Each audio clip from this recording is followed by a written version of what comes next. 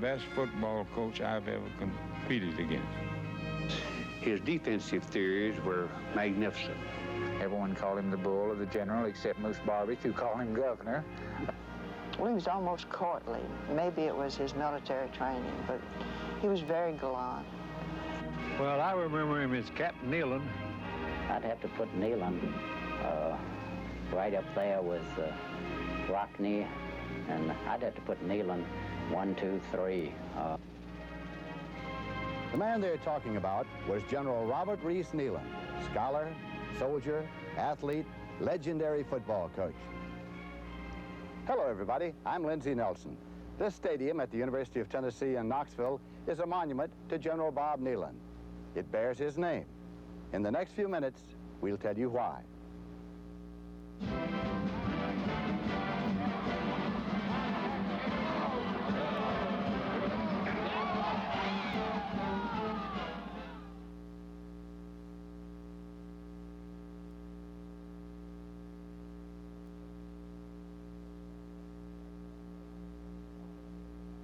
As the head coach of the Tennessee Volunteers for 21 seasons, Bob Neyland built one of the best one-loss records in the history of college football.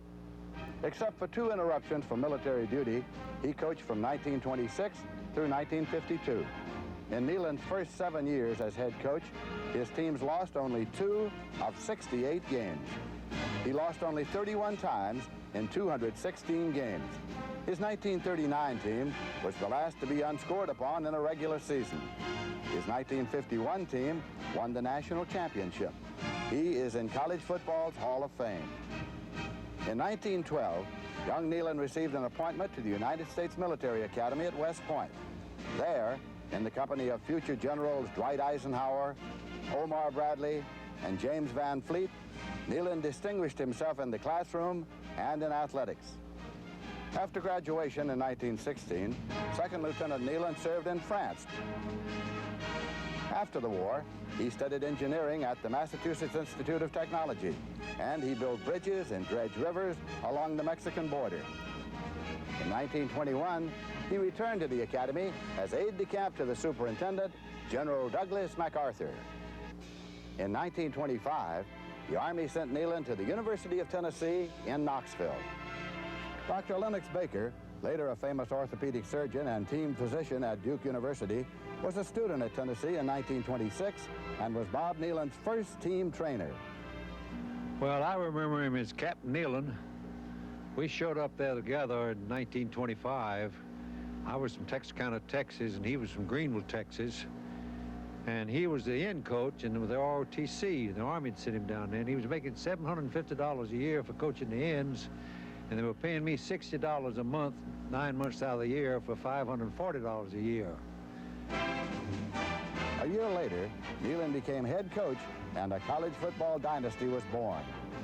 Vanderbilt and Alabama were the powerhouses of Southern football in the late 1920s.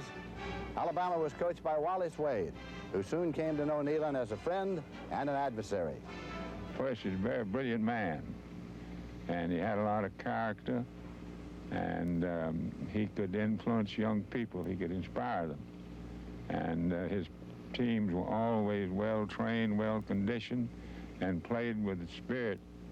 And one of the things that I used to misjudge, I used to think he was lucky, but I began to realize after time, luck turned sometimes, but it never did with him, because he trained his players to take advantage of opportunities.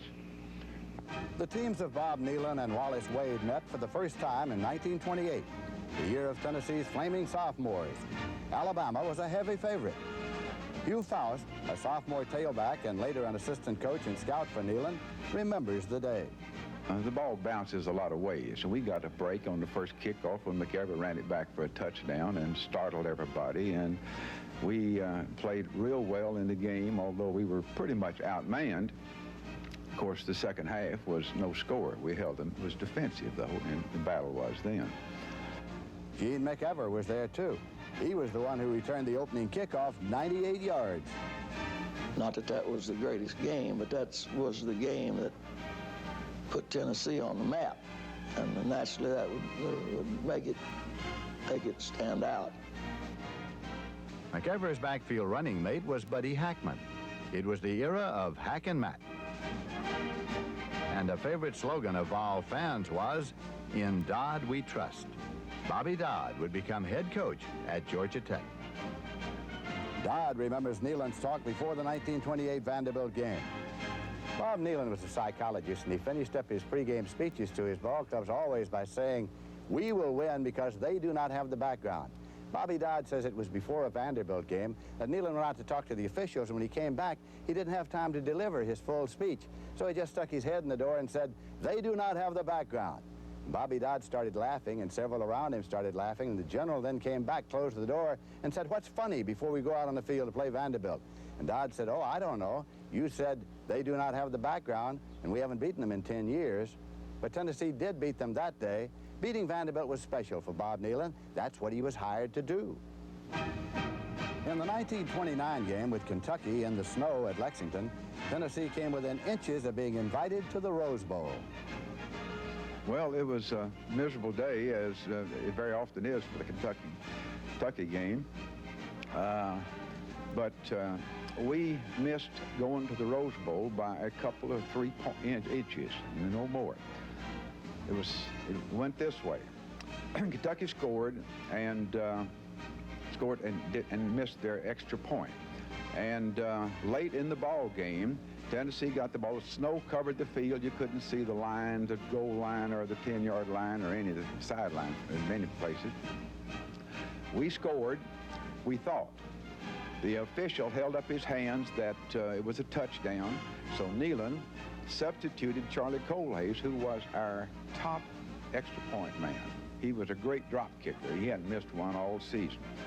And then after he got on the field and after Colehays got on the field, the official scraped the snow back and said it was not a touchdown. So Neyland had to substitute another player for Colehays. We scored the touchdown, but under the rules of that time, you weren't allowed to go. Once you'd come out of the game, you couldn't go back in the same half. So we tried the field goal with a fellow who was rather inept, who wasn't a regular kicker. And he kicked the extra point, kicked at the extra point, and hit the crossbar and bounced up and came back down. 2 inches higher, it would have gone over. If we won, we were in the Rose Bowl. But because it was a tie, it went to someone else. Years later, at a reunion of those early teams, Bob Neyland recalled their escapades with fondness. The story they told about hopping off that bench and running out on that field in the Duke game rather amused me, because shortly after that, Brackett threw a touchdown pass. He didn't throw it to one of our men, however. He threw it to Fred Carver of Duke. Volunteer fans still identify Neyland's teams with his single-wing offense, but his first love was defense. Neyland always felt that nobody was ever going to beat him at end. You were not going to beat Tennessee running wide. Forget it. You were not going to do it.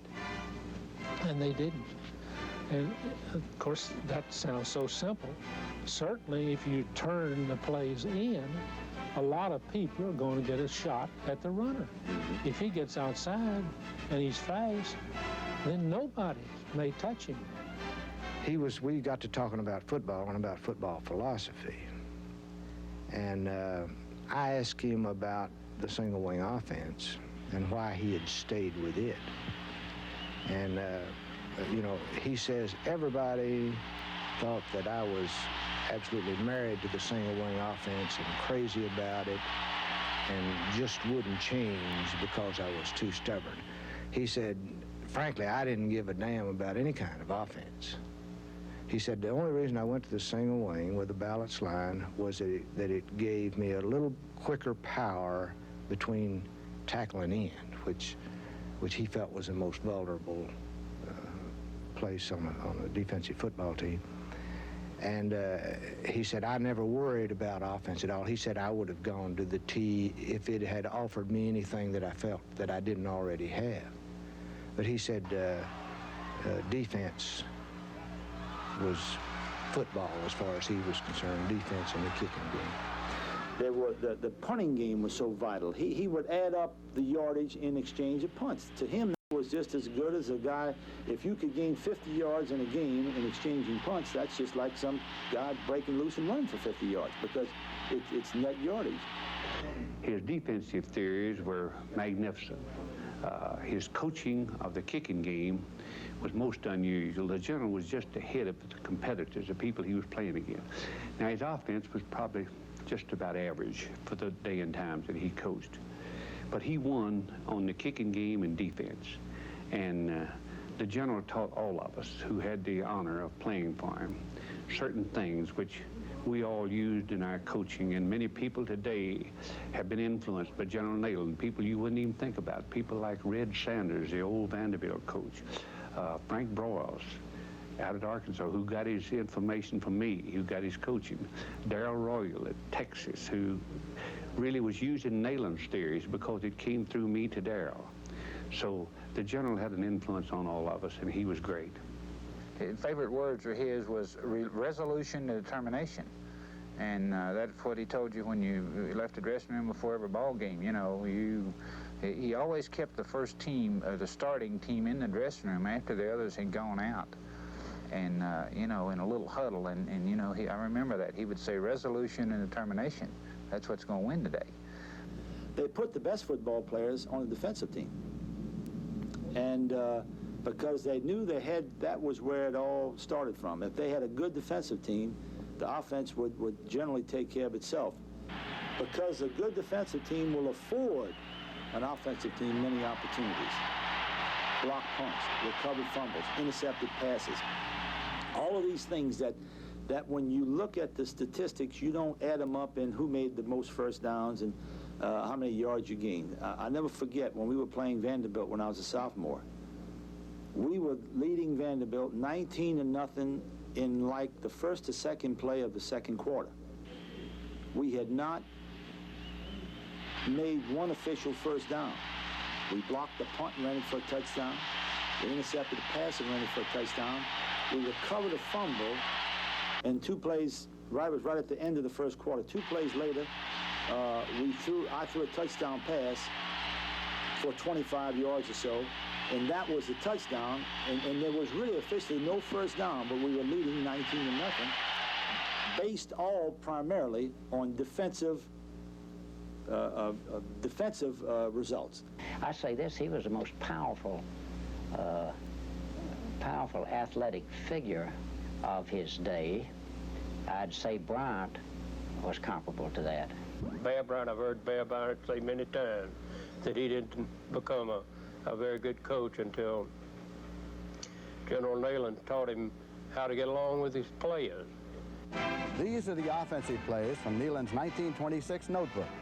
Tennessee's single-wing attack became known as the Neyland system, but Neyland said it wasn't his at all. He borrowed from the great coaches of that day, Hugh Rockney of Notre Dame, Gil Dobie of Cornell, Charlie Daly of Army, and Wallace Wade of Alabama and later Duke. He always said one good blocker is worth 3 ball carriers. And he prided himself on having guys who could knock people down and spring the runner. Is that he was an extremely intelligent man who kept the game very, very simple and relied not on real complicated kinds of strategy, but understood human nature, knew performance, and knew what a good performance meant, and was able to orchestrate the whole thing, working with the individuals, young people, getting them to give their best effort, and spent a great deal of time in teaching people how to execute. And then he did the one thing that a lot of people don't do today. He went one step further, and he taught football as a team sport. Everything that we did had to be perfect. If it wasn't perfect, by golly, we did it over and over and over again till we got it perfect. And that was his theory of football, and that's the way he practiced, and that's the way we had to play. I'll never forget one thing that happened. When I was a sophomore, we played Alabama. You might remember the game. We won 14-9. Andy Kozar scored in the last 30 seconds, and I'd hurt my wrist slightly, and you know, after the game was over, it had been a half hour, you know, after the game, and I was in the training room. I was with Mickey O'Brien, and there was a sports writer in there who was from the East someplace, and he was talking to Mickey, and General Neyland came in, and I'll never forget it. This man called General Neyland Bob. I'd never heard anybody call him Bob, and he said, Bob, at the end of the game, he said, you were sitting there in the bench. That's when coaches, it's hard to remember this, but coaches used to sit in the bench. And he said, you were sitting there in the bench, and everybody else was jumping around the last minute, and you were so calm. He said, how did you do that? And General Neyland looked at the man and very slowly said, Frank, or whatever his name was, I had prepared my team for any contingency. There was nothing left for me to do but sit back and watch them execute. He was a master at doing the unexpected. If you listen to a lot of people today, you'd think Neyland would rather hit the line 3 times and punt. Hit the line 3 times, or don't even, or punt on 3rd down. It wasn't true. Bobby Dodd threw 8 touchdown passes in 1929. He liked to pass. He had a pass where wingback Hackman threw the ball and did throw it. He had a play where Dodd, who was terribly slow, ran the ball against Vanderbilt inside the 15-yard line and scored. Why? Because he knew Vanderbilt knew Dodd could not run and therefore would not get the ball. So in Neyland's book, we give the ball to Dodd. To me, the general coached the coaches 5 days during the week, the Monday through Friday when we did our basic preparation. And on Saturday, he really, if you recall, he used to have his big old chair. He used to sit on the sideline most of the time. He didn't jump up and down, and he wasn't running plays in and running all these secret concepts in. And no, he coached his team Monday through Friday. And Saturday, he let the football players play the game based upon what he had taught them. And I think the results speak for themselves, that we were not maybe to some extent as colorful maybe as some teams would be because of some of the razzle-dazzle things. But I think the basic soundness of a good, sound system is what won games for us. And he did all of that before the ball was ever teed up on Saturday. He'd win. Why? Because he's that kind of man. He'd have his team well drilled. In first place, he'd do a good recruiting job. He'd have his players well drilled and adapted to the game of football as it is played today. He'd win today just like he always did. In 1935, the Army sent Neyland to Panama, and for him, it became a year of decision. He was a soldier at heart, but in the 1930s, promotions in rank came slowly. Perhaps most importantly, his family was ill most of the year in Panama, so Bob Neyland resigned his commission and returned to Knoxville in 1936. Tennessee soon would be thrust into the national spotlight.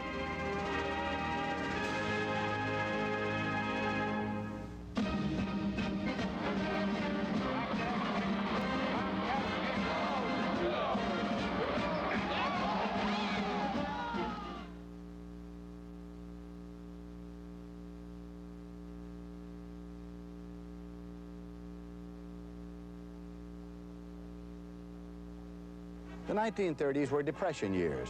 A college education was beyond the reach of most high school graduates, such as Ed Malinsky of Massillon, Ohio. And Neyland came up here and he told us exactly what he was offering. And like being a poor boy, I didn't have any way to go to college. I had to either work a way through or else earn a way through on a scholarship. Bowden Wyatt said all he wanted was a place to sleep, 3 squares a day, and a chance at college. Wyatt promised Neyland he'd deliver on the football field.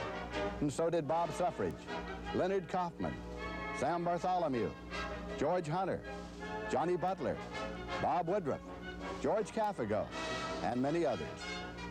The 1938, 39, 40 Tennessee teams were unbeaten in 30 regular season games. The 38 team beat Oklahoma in the Orange Bowl. They had an All-American, the name of Waddy Young. And Bob's strategy was to attack the strength. And if that was successful, everything would fall into place. And it did. Tennessee won 17-0. In 1939, Tennessee became the last college team to be unscored upon in the regular season. The reward was a trip to the Rose Bowl. Tennessee graduate Clarence Brown, the famed motion picture director, entertained the Vols. They rode with the good guys in white hats. Lana Turner got an autographed football. They saw the sights. Johnny Butler and George Caffigo gave Lana a lift. Ann Morris escorted Caffigo, Bob Fox, and the Major. It was great fun to be a volunteer or to be a Tennessee fan. But ominous clouds were building over Europe and Asia. World War II was approaching, and Bob Neyland once again became a soldier. They gave him a job of coaching an all-star football team. They're going to raise some money for Army, Navy, Army relief charities. And so they had two all-star teams, and Wallace Wade coached one of them, and General Neyland coached the other. He didn't want to do this, but General Searles called both of them in his office at the same time, Wade and Neyland, and said he didn't care whether they wanted to do it or not. But Wade also had a military background in World War I. He wanted to get on with it in the field artillery, but he said, we're going to do this for this year, and then we'll go on and do. So Neyland took one team, and Wade took the other. They both wanted the same team, the Eastern All-Stars and the Western All-Stars. And so General Searles flipped a coin, and no, he didn't flip a coin. Neyland outranked Wade, and Neyland said, I'm sorry, Wallace, but I'm going to pull rank on you, and I'm going to take the Eastern team. And we'd go in and talk to some general's office, and I'd have to stand at attention. Bob would sit down and put his feet on the general's desk. In 1944, Neyland was sent to the Far East and promoted to Brigadier General. The early part of his service overseas, he was in Kunming, and as you probably recall, the Japanese were getting pretty close to Kunming. Neyland's next assignment was Calcutta, India, where he was in charge of unloading supply ships and distributing war materials to British, Chinese, and American forces in the China-Burma-India theater. He was extremely proud of the stuff they moved in and out of that port, across the Burma Road, across the hump, and all of that, you know. He was over there quite a while, and he was decorated by the British government and 2 or 3 other governments for that. So Bob Neyland, who had left Tennessee as a major in 1941, came home after the war a general. Tennessee fans were excited in the fall of 1946. The Vols won 4 straight, including Duke. But a week after a victory over Alabama, the Vols lost to Wake Forest, an upset. I remember a cartoon in the paper that showed a lone fan sitting in the stands with his pennant, and it said, I'm not worried, the general will think of something. And the general did. The Vols won 9 games and went to the Orange Bowl. North Carolina's Charlie Choo Choo Justice remembers what it was like to play a Neyland team. When they started playing, and when you put your helmet on over in Knoxville or against the Tennessee team, there's one thing you knew, that you were going to get blocked and you were going to get tackled. Justice's picture was on the Tennessee-Carolina game tickets for 3 years, because in 1946, Vol tailback Walter Slater got past him for a touchdown. He faked a lateral to a man, and I went for the fake, and he walked in the end zone, beat us 20-14 that afternoon. In 1947, against Vanderbilt, team captain Denver Crawford made what Neyland said was the greatest block he'd ever seen. Vanderbilt was leading 7-6 when Tennessee's Hal Littlefoot returned a punt late in the game. And Vanderbilt had me cut off the sideline, and I never did see Denver's block until the following week when we started the film. But I had ducked my shoulder and was resigned to the fact that they were going to knock me out of bounds. And I was just waiting for the impact, and it never did come. And I went about another 10 yards and looked back to see what was happening. And I didn't see a football player for a good 20 yards. So I went on in, and I'm just lucky I didn't fall flat on my face. I was next to the last one coming down. Of course, our Ian was coming behind me. But just as I got down on the wall, on the sideline, I saw Hal coming, and I knew he was going to be timed just right. I just happened to see 3 Vanderbilt players converging on Hal, and I thought, man, they're going to really knock him clear up in the stadium. And I just laid out with a body block, and I got that lead man, and the other 2 were so close that it got those 2, and I guess a lot of luck involved, but I sure went after him. And old Hal just sailed on for the winning touchdown. But 1947 and 48 were not good years by Neyland standards. The team was breaking even, and there was grumbling on Gay Street. I've always planned to go into coaching, and I wanted to thank him for the scholarship and everything he'd done for me. But that time, that year, we'd had 5-5, and you know that's not good for Tennessee football. And they were after the General, and like they do when you're not winning them all or going to a bowl game. Then I talked to him. They were saying, get rid of General Neyland. He's too old, using a single wing, outmoded, outdated, all this stuff that I was hearing. I talked to him about that. I said, Coach, I wanted to go into this game of football, but you've been here at that time, I believe, about 20 years, and what a record he had, you know. And I said, the way they're after you now, I don't know if I want to go into that game. He said, kind of grinned and said, let me tell you, Crawford, I don't care what field you go into. You can't live on your clippings. You got to produce. Neyland ignored his critics. He knew he was building something special. The last great Neyland teams and a national championship lay just ahead.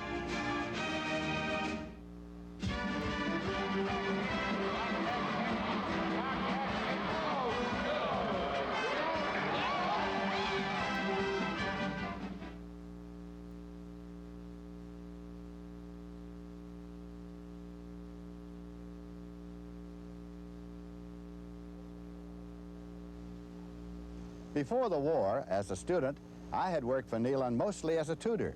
And now in the post-war years, we were building the Vol radio network. But the General never allowed me to put him on the air. He took the view that most people don't understand the complex game of football. Well, of course, in that, he's right. And he felt that anytime they got to know too much, or he always felt that the fans were going to turn on you if you had a bad season. General Neyland was a paradox. In front of his team or a military unit or in personal conversation, he was compelling, but he dreaded public appearances. Dad was a very private person in many ways, and I think he was somewhat shy as far as making public appearances and doing things of that nature. But in a one-on-one relationship or around a small group of people in a conversational atmosphere, he was pretty good in that. Neyland was perceived by those who did not know him well as being autocratic, perhaps even arrogant. And yet, he was warm, fun-loving, even gentle. A man who loved music, bridge, history, literature, and shrubs. He was the center of attraction at parties and dances. The women competed with the men for his attention.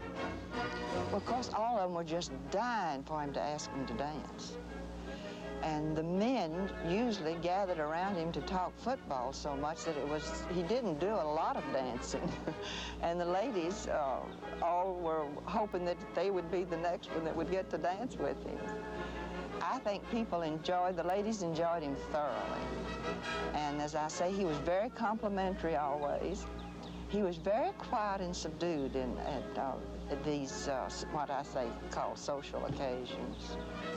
Particularly Saturday nights after a football game, Dad would more or less have open house with the press, and they would stay there till the wee hours of the morning and talk a lot of football.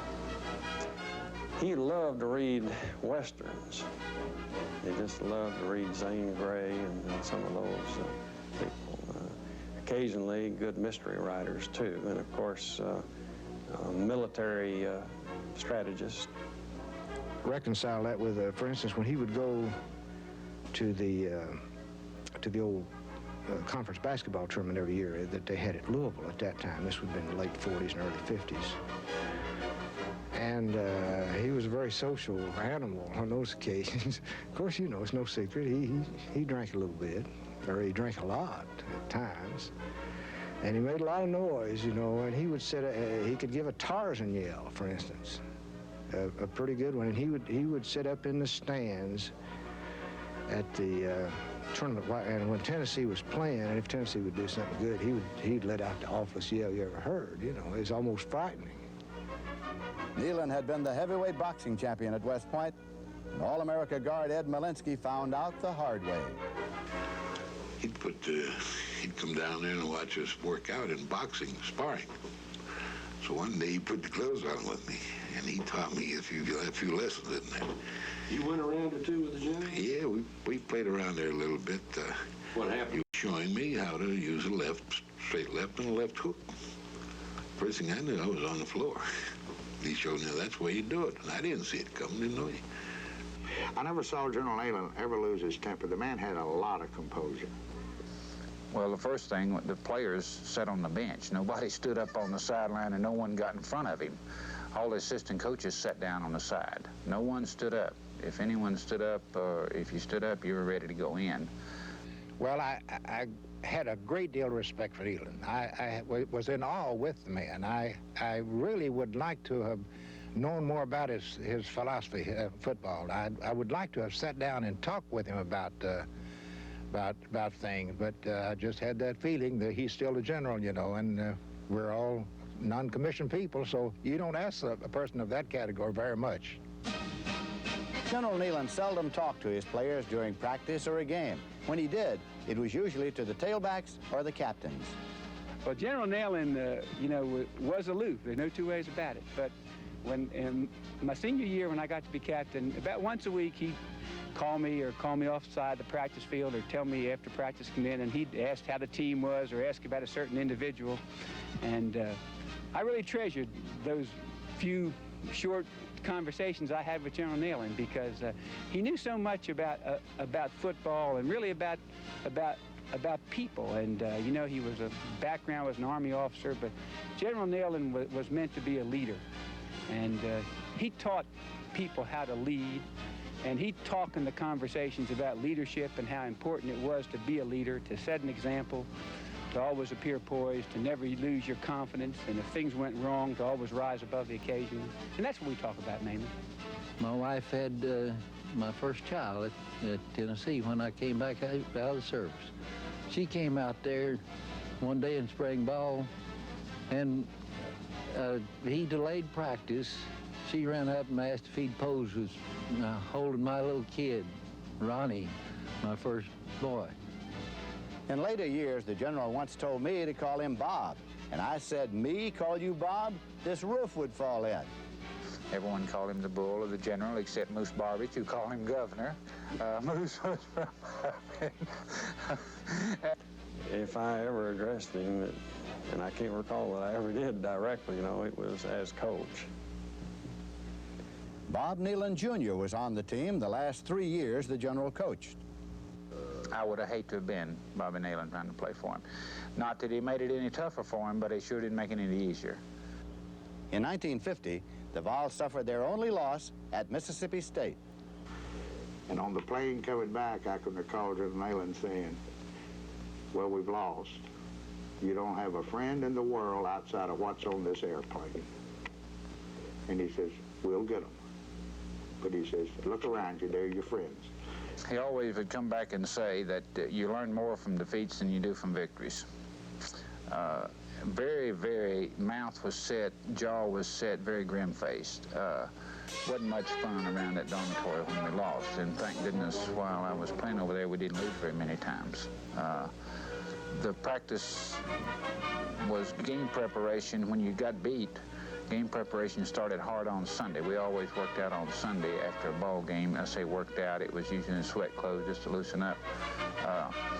If you got beat, the people who did not play are the ones that usually scrimmaged on Monday. If you lost, everyone scrimmaged on Monday. And they were hard practices for Monday, Tuesday, and Wednesday. So as my former teammates who live around here, and many times in our meetings, we've decided that it was easier to play hard on Saturday and win than it was to go through those next 3 days of the week that you knew you were going to go through after you'd gotten beat. Tough, tough practices. The 1950 Vols played Texas in the Cotton Bowl in the rain. The boys were getting keyed up a little too much and were lying there, and Neyland wanted to relax them, but there was nothing to do. Finally, he said to me, he said, will you open those windows up there? The windows, just outside the windows was the concourse. They went into the stadium, and they had bales of cotton out there, and people up there, our men up there with their instruments, playing musical instruments, playing different songs. And just as we pulled the window back and the sound came in, here was the song that all of us in Tennessee were fond of, the Tennessee Waltz. Gorgeous music. And of course, the boy Neyland heard it, and he put his hand behind his ear and he looked at it, and the boys were all watching him, you know. And music floated in. Neyland started dancing in front of the boys, back and forth. He did a waltz, you know, the Tennessee Waltz. And the boys all looked in amazement there for a moment or two, and then they burst out into great laughter, you know. And it was real fun. And it relaxed them, and they all talked for a minute or two about that. Neyland said, close the windows. And they closed the windows then, and then he went into his preliminary talk for the game. But it was a relaxation that was just perfect to build up to the point where you want then to get serious. But he platooned him. I thought one of the greatest calls he ever made was when in that Cotton Bowl game, they get way down there. Larcella makes a 75-yard run, and they get way down there, and you'd think you'd certainly want your gaudiest offensive personnel in there inside the 20, which is where they were against Texas, and you certainly would burn Tennessee's a running team. And so what does he do? He takes Larcella out, puts in Herky Payne, who is a running tailback, and what does Herky do? Throws a prize.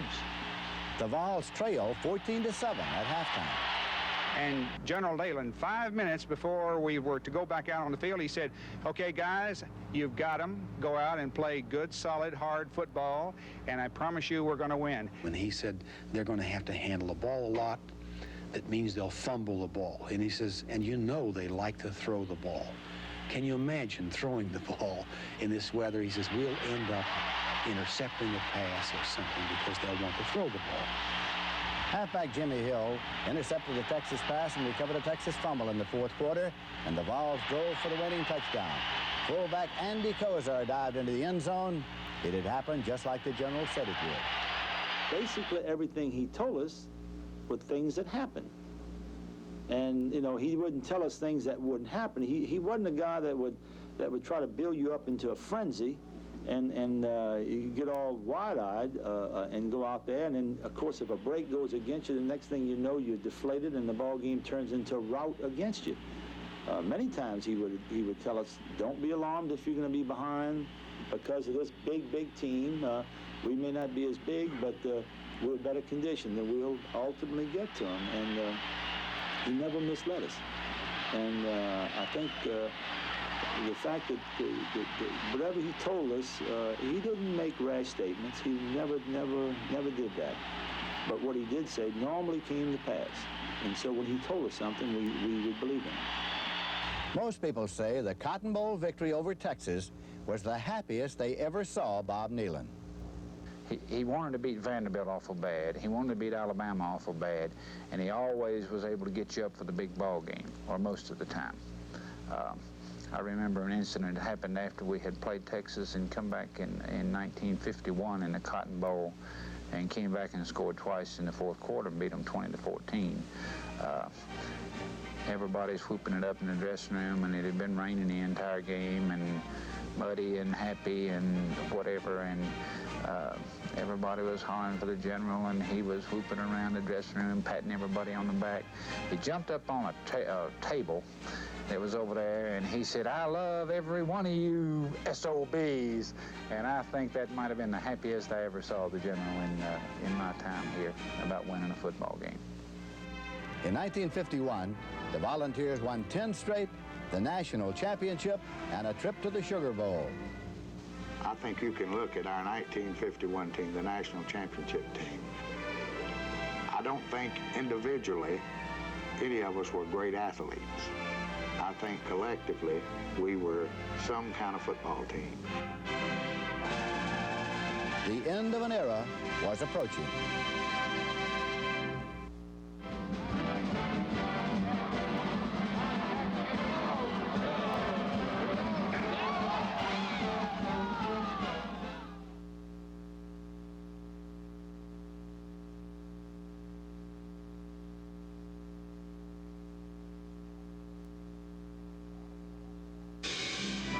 Bob Neyland retired from coaching after the 1952 season, but remained director of athletics. He was a very strong man, physically as well as mentally. And he would never have quit coaching if he felt like he could have gone on. He lived long enough to continue the stadium expansion he began in 1926. But he had the vision of the interstate highway system was beginning to be in the planning stages and some of it being built. And he knew that there was going to be a demand for more tickets. Johnny Majors, who would become Tennessee's head coach years later, was in the last freshman class recruited by Neyland's staff. He sat in the stands frequently when we scrimmaged. In fact, every Saturday I can recollect in the years I played here and when I first started coaching here, I can remember the general hardly ever missing a practice during spring practice or during the fall. He'd come out there in his black Cadillac, maybe had another different color or two, come out there with his shorts and loafers and sit out and enjoy the sun on the bleacher seats out there. And I think he really missed football. I don't know about the Army. I really do think he missed football. He did go to an awful lot of the practices after he retired. And of course, he was active in the press box in helping with the communications with the sideline as to what play he thought would work. I think he was happiest when he was working, and I think he was happiest when he was around football. Shortly before he died in 1962, General Neyland proposed to university officials that the athletics department establish a scholarship fund for academically gifted students. Neyland was a real student himself. I mean, he studied football, and after his graduation from West Point and all that sort of thing, he was a very intelligent man, and he believed that everyone should take advantage of their opportunities, and that not to get a good education was absolutely a sin. When I was talking about even going to Tennessee, of course, one of the things he kept trying to sell to me, in addition to football, was the fact that Tennessee was a very fine academic institution, and I could get a very fine academic training, and he talked about the value of a good education, and there's no doubt that he was always made us aware that academics and education was vital. And Neyland believed in scholarship as much as any academician up there. Neyland believed in doing what you're supposed to do.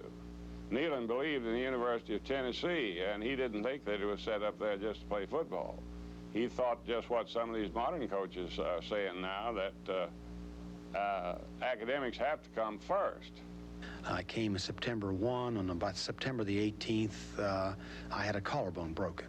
It was a very severe break, and it was obvious I would not be playing much football, and I had not established myself as a person that would even play for the University of Tennessee. We had some 90 freshmen and a lot of talent at the university, and I was in the little hospital on the campus trying to recover, and one of the visitors I had early, and mainly because I think a lot of the recruiters that had recruited me prior to that, they were coming down and saying, look, you'll probably not play at Tennessee. We'll take you right now the way you are. And they asked me if I would want to come to their school even though I were injured and so forth.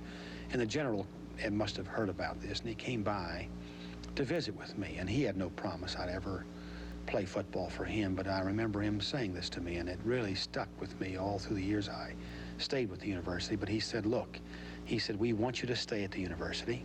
He said, we got a fine university. He says, you can get your degree. If you never play 1 minute of football for the university, your scholarship will remain, and you can keep coming back here and to get your degree. As I mentioned earlier, the University of Tennessee had contributed so much to our life, you know, that he would love to see the athletic department take a stand toward helping academics monetarily and financially. And that therefore he would like to see the athletic department or himself or whoever take the lead in suggesting that such a fund be established. And Baker Furra, later on the university's board of trustees, was one of the first Neyland scholars. It was kind of interesting. I can remember it very vividly. Today, I was called into the office at Maryville High School, and Dr. Holt was on the line. And he said that, was I familiar with what they were doing, that they had started this Neyland Scholarship, and that they thought I was a type person that they would like to have it. Would I be a Neyland Scholar? I said, sure. I was thrilled. Each year, since 1963, 4 students have received the 4-year Neyland Merit Scholarship. I'm proud that I was a Neyland Scholar. I am very proud. I'm glad that the program is continuing, because it is really important to offer financial aid to students, to get the kind of students we want here at the university. But if he were alive today, he would be so delighted to see what this money has meant to so many young people who are not really in athletics. But at the same time, he set something going that has been able to perpetuate itself on the athletic level too. So we got the best of both worlds. Through his name, we've got a great scholarship program, and also through his name, we've got an athletic program that our fans support in a tremendous way. Shortly before his death, at an appreciation dinner, Bob Neyland spoke from the heart. This is a proud moment for me. I'm proud of the friends that gathered here tonight. I'm proud of the 28 years that I've spent here at the University of Tennessee. I'm proud of the small part that I had in contributing to its remarkable growth throughout these years.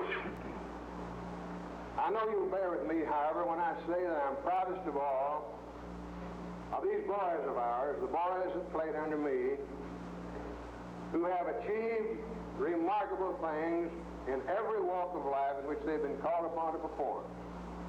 Student, athlete, soldier, coach, businessman, professional man, or in the field of politics. To me, you are, you always have been, and you always will be the best. But I like even more than that to think of you as emblematic, as living, breathing symbols of the stream of football players that is coming from every campus in our conference and throughout the whole nation in ever-increasing numbers.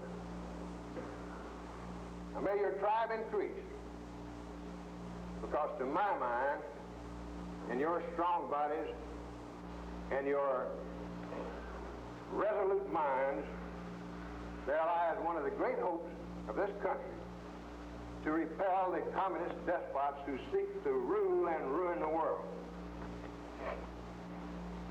The following quotation from my former chief, General Douglas MacArthur, applies to every campus in this country, and I would like to complete my remarks with that quotation. And it goes like this: there upon the fields of friendly strife are sown the seeds that on other days, on other fields, will yield the fruits of victory. Neyland the soldier had distinguished himself in the war. Neyland the coach and scholar had left a legacy. you know, those things only happen once. You cannot recreate the time and the place and the exact circumstances that will produce a Neyland or a Bryant. And I knew when he retired and when he died that was never going to happen again for Tennessee. Oh, shoot, the man that's responsible for where I am. Really. If it wasn't for him, I couldn't have made it.